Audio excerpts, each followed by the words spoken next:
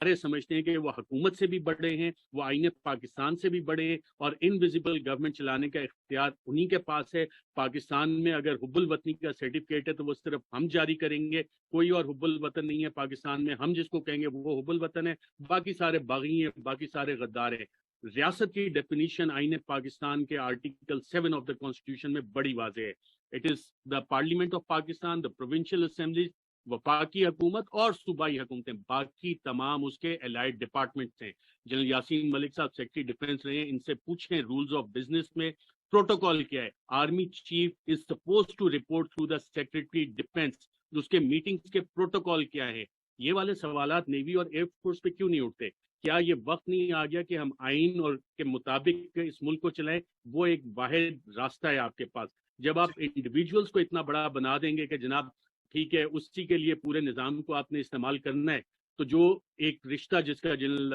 صاحب نے ذکر کیا اس پہ یقیناً سوالات اٹھتے ہیں۔ جب آپ ان تمام لوگوں کے اوپر، یہ میرے پاس پڑھی ہے ابھی، میرے پاس سے یہ 6 کا ریکارڈ آیا ہے ایف آئی آر کا، مختلف ملک کے تھانوں میں ہوئی ہیں، چمن میں ہوئی ہے، پشکین میں، کوئٹہ میں، حیدرآباد میں، سکھر میں،